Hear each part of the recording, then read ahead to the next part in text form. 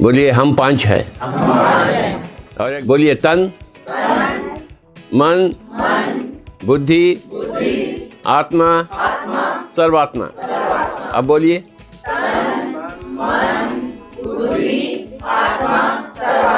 और एक बार हम एक स्तर पर तन है, दूसरी स्तर पर मन है, तीसरी स्तर पर एक बुद्धि है, चौथा स्तर पर हम एक आत्मा, पांचवा पर हम एक सर्वात्मा। समझे? तो ये जानना ही, इसे ही कहते ज्ञान।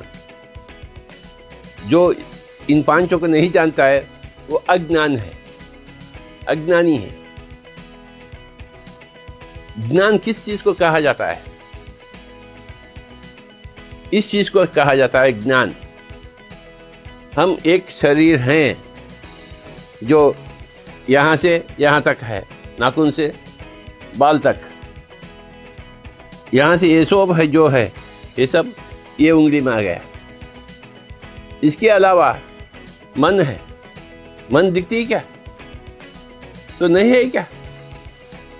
नहीं दिखती इसलिए नहीं है क्या? है। इन पांचों में एक ही दिखता है, बाकी चार दिखते नहीं। इनविजिबल, अदृश्य, परंतु महान है। तन दृश्यमान है, मन दृश्यमान नहीं है, बुद्धि दृश्यमान नहीं है, आत्मा दृश्यमान नहीं है, सर्वात्मा दृश्यमान नहीं। एक ही एक चीज दृश्यमान है और बाकी चार अदृश्यमान है। और इन दोनों उंगलियों में कौन सा बड़ा है? ऐसा क्यों निर्माण किया गया है? ऊपर वाले को खोपड़ी नहीं है क्या?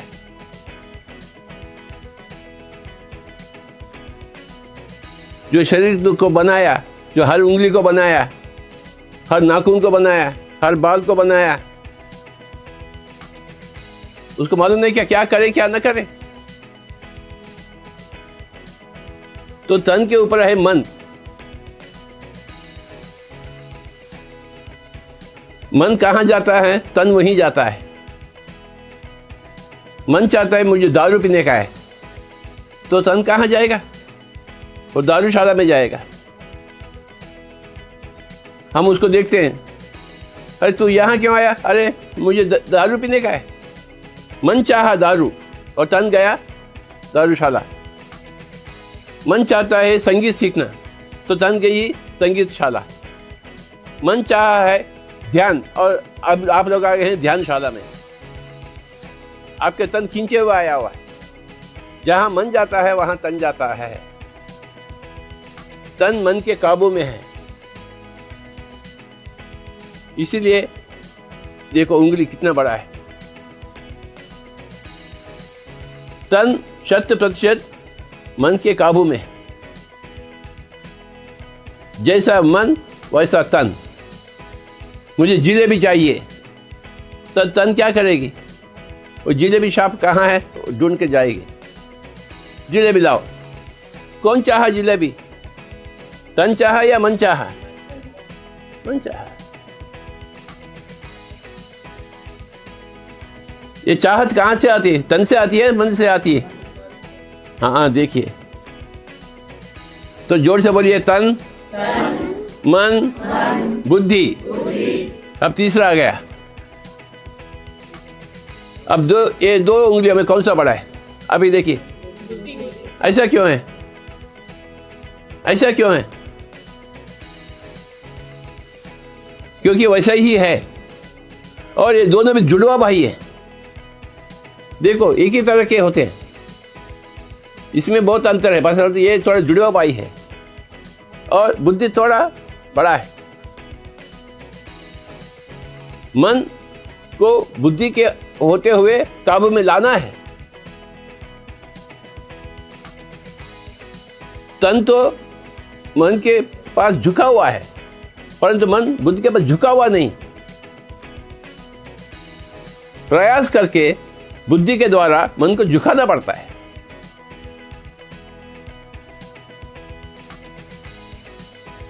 थोड़ा कठिन बात है, प्रयास करना पड़ता, क्योंकि ये जुड़वा भाई है। बुद्धि के पास ज्यादा शक्ति नहीं है मन को झुकाने के लिए, मन को है। मन तो तन के ऊपर क्लियर कट है, बुद्धि मन के ऊपर क्लियर कट नहीं है, थोड़ा बहुत ज्यादा है। प्रयास करने से बुद्धि से मन को कंट्रोल किया जाता है।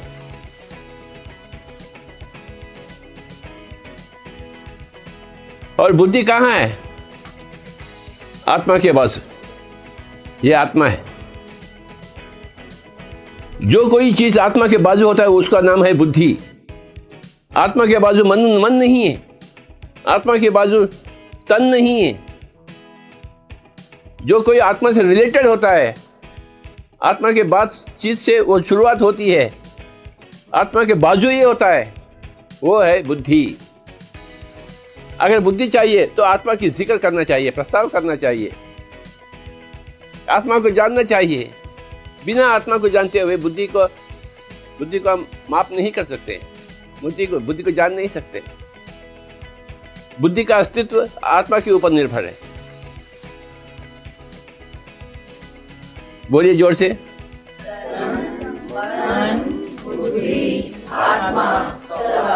और बुद्धि ज्यादा है या आत्मा ज्यादा है फिंगर में? तो आत्मा बुद्धि को कभी भी काबू में नहीं लाती। आत्मा साक्षी है। आत्मा मतलब तू बाढ़ में जा, मुझे क्या करने का है।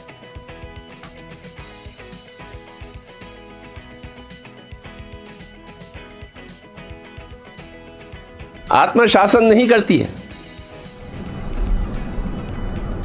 बुद्धि को अपने आप को इस्तेमाल करके आत्मा को ढूंढना पड़ता है। ये कहाँ है? नीचे है वो, उसको ढूंढना पड़ता है। कहाँ है आत्मा?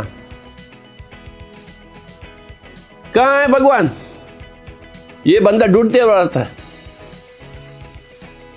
हिमालय में है भगवान, राम मंदिर में है भगवान, कृष्ण भगवान कहाँ है? ढूंढ रहा है बुद्धि, परंतु बाजू है, परंतु नीचे है। अपने अंदर झांकना चाहिए बुद्धि।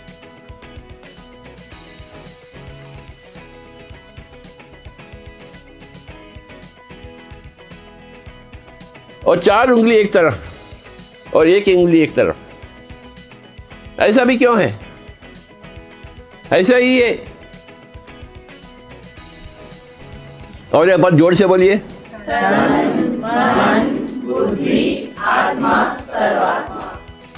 इन 5 में एक दृश्यमान है, बाकी 4 कौन सा है दृश्यमान और अदृश्यमान?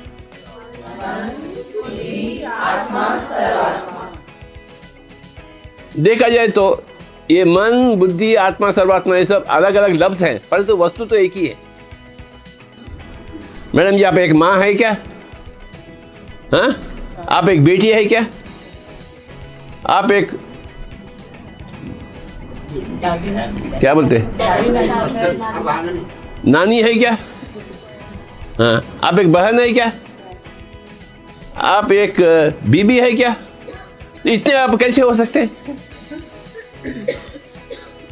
वस्तु एक ही है। ये माँ भी है, बेटी भी है, पोती भी है, बहन भी है। ऐसे कैसे हो सकता? ऐसे हो सकता है।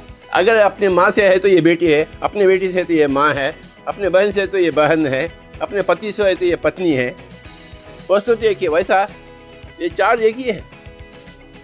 तन को छोड़कर मन, बुद्धि, आत्मा, सर्वात्मा सब एक ही वस्तु है, परंतु अलग अलग लफ्ज दिए जाता है। अब बैठिए, ये माँ भी है, बेटी भी है, बहन भी है, पत्नी भी है।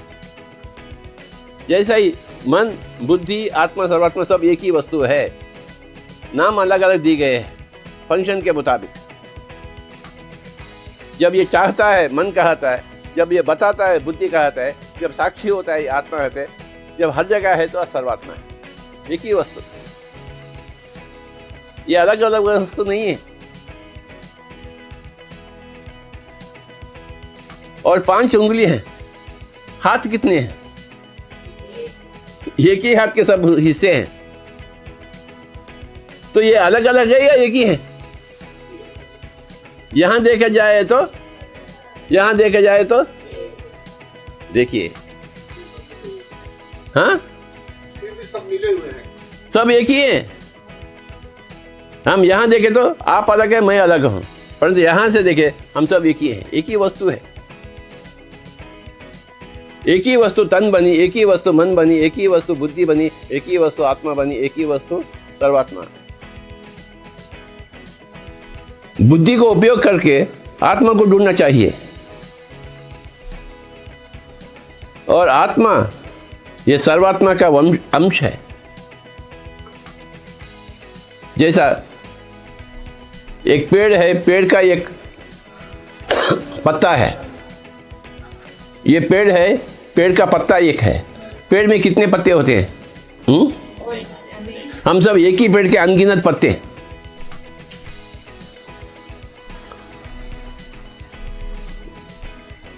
पत्ता का अस्तित्व तो है, परंतु पेड़ का ही अंश है वो। पत्ता अपना काम करती है और पेड़ को देती है श्रेय, और पेड़ पत्ते से बनती है। पेड़ पत्ते को बनाती है, पत्ते से बनती है ना? तो ये पेड़ है, ये पत्ता है। हम सबका पेड़ एक ही है, हम पत्ते अलग अलग हैं। इस पत्ते को कहते हैं जीवात्मा। ये तीन को कहते हैं जीव। तन मन बुद्धि को जीव, जीव से जो जुड़ा हुआ आत्मा जीवात्मा, ये सर्वात्मा। और जो जीवात्मा अपने ही सर्वात्मा से संपर्क में आ गया वो परमात्मा बन गया। शंकर भगवान परमात्मा है ना, कृष्ण भगवान वो भी परमात्मा, राम, श्री सीता, श्री लक्ष्मी, आप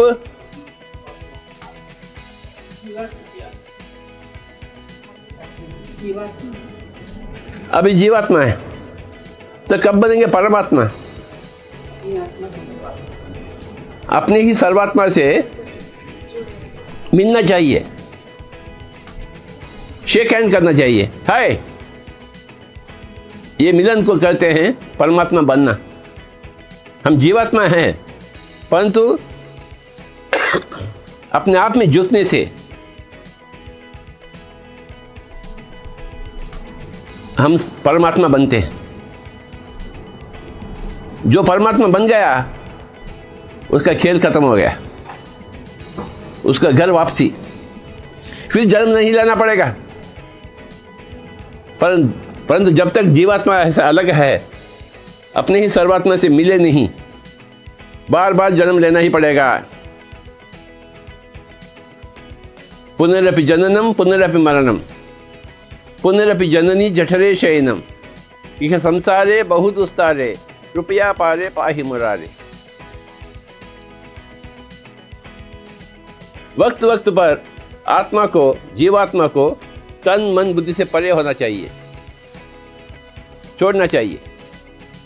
हम हमेशा लगे हुए रहते हैं तन मन बुद्धि से। ये चार उंगली एक तरफ है, इस उंगली को अलग करना चाहिए। इसी को कहते हैं ध्यान।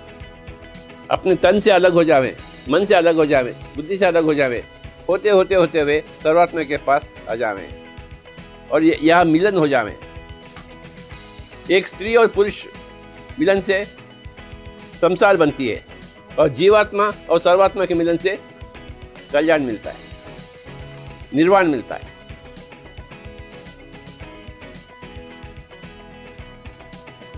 हर एक जीवात्मा को एक परमात्मा बनना ही है। जैसा हर एक स्त्री को एक माँ तो बनना है। माँ बनने का जो शरीर का निर्माण तो है इधर, है ना? अगर वो शरीर का निर्माण नहीं होता तो माँ बनती है क्या? हर एक स्त्री में शरीर का निर्माण है माँ बनने का। जैसा हर एक स्त्री को माँ बनने से ही वो संपूर्ण होती है, वह हर एक जीवात्मा परमात्मा बनने से ही संपूर्ण बनता है। माँ बनने के लिए संभोग चाहिए और परमात्मा बनने के लिए भी संभोग चाहिए। इन किन दो चीज़ों का संभोग, ये उंगली और ये उंगली का संभोग चाहिए। जीवात्मा और सर्वात्मा का संभोग चाहिए। ये कहाँ होता है? ध्यान में होता है।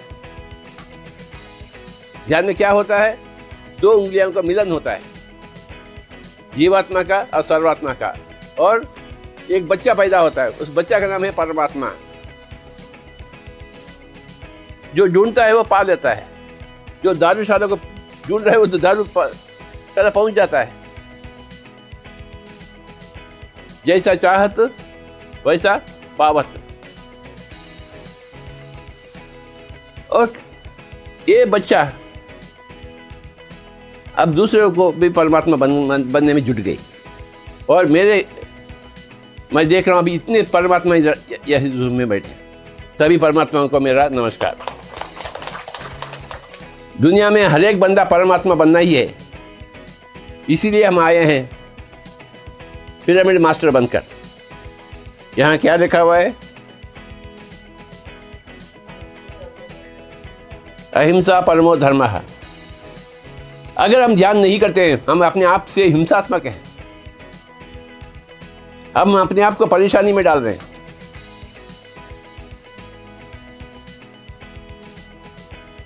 ध्यान करेंगे तो हम अपने आप को परेशानी में नहीं डालते, अपने आप के प्रति हिंसा नहीं करते।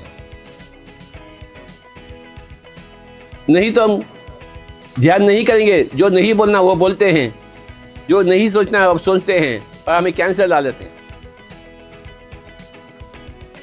अपने ही मन के द्वारा तन बिगड़ा हुआ है, अपने ही बुद्धि के द्वारा मन बिगड़ा हुआ है।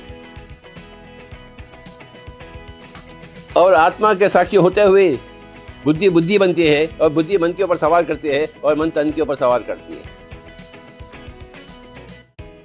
बुद्धि का काम है एक तरफ आत्मा को देखना, दूसरी तरफ मन को संभालना। जिसके पास 100% बुद्धि है उसको बोलते हैं बुद्धा। जिसके पास 0 बुद्धि है उसको बोलते हैं बुद्धू। अगर 0% बुद्धि है तो बुद्धू है, अगर 100% बुद्धि है तो वो है बुद्धा। हम एक आदमी को बुद्धा क्यों बने, क्यों बोले हम? क्योंकि उसके पास 100% बुद्धि है। जो भी बोलता है 100% बुद्धि से बोलता है, जो भी सोचता है 100%, 99% नहीं, 100% बुद्धि से सोचता है। हम सभी लोगों को बुद्धा बनना है। जो भी सोचे 100% बुद्धि से सोचे, जो भी बोले 100% बुद्धि से बोले, 99% नहीं। 99% से भी बोलेंगे तो दोबारा जन्म मिलेगा आपको 1% पाने के लिए। सभी को बुद्धा बनना है। कैसे बनेंगे बुद्धा? वो गौतम बुद्धा अपने शरीर, अपना ग्रह छोड़कर भागे। हम ग्रह छोड़कर नहीं भागते, कहीं जाने की आवश्यकता नहीं। हम घर बैठे बैठे बुद्धा बनेंगे। हम पिरामिड मास्टर हैं, हम घर नहीं छोड़ते हैं। घर में बैठे बैठे बुद्धा बनते हैं। कैसे बनते हैं घर बैठे बैठे? हाँ, ये बुद्धि सबसे ऊंचा उंगली है। यहाँ से यहाँ तक झुकना पड़ेगा, नीचे आना पड़ेगा, और दोनों उंगलियों का मिलन हो तो आप बुद्धा बन गए हैं। ये बाहरी बात नहीं है, ये भीतरी बात है। जोर से बोलिए। और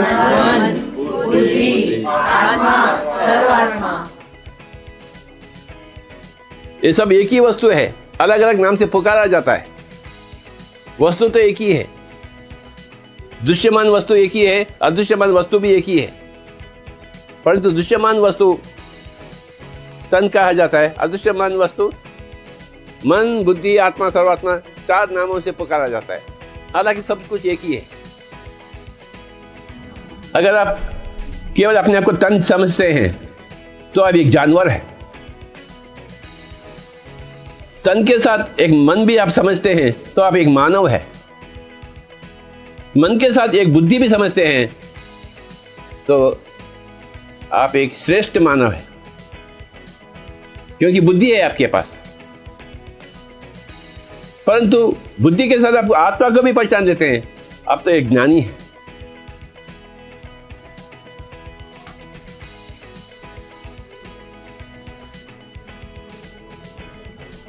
तन के स्तर पर हम केवल जानवर हैं, मन के स्तर पर होते हुए हम एक मानव है, बुद्धि के स्तर पर हम श्रेष्ठ मानव है, परंतु आत्मा के स्तर पर हम ज्ञानी बनते हैं।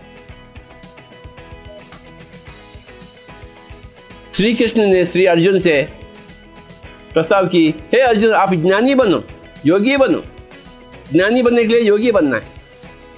योग यानी मिलन, दो चीजों का मिलन, आत्मा और सर्वात्मा का मिलन, तो योगी बन जाएंगे, तो ज्ञानी बन जाएंगे।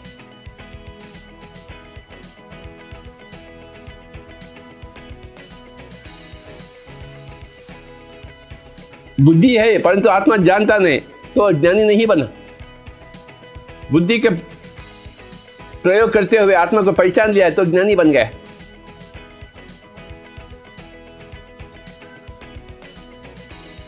बुद्धि का अंतिम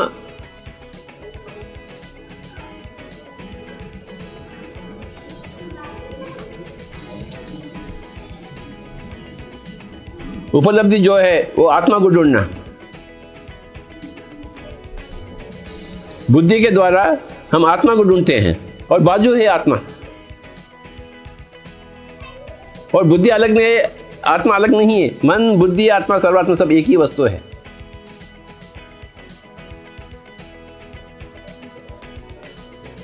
जब तक हम पहचानते नहीं अलग अलग वस्तु दिखते हैं, परंतु जैसे ही हम पहचान लेते हैं एक ही वस्तु है,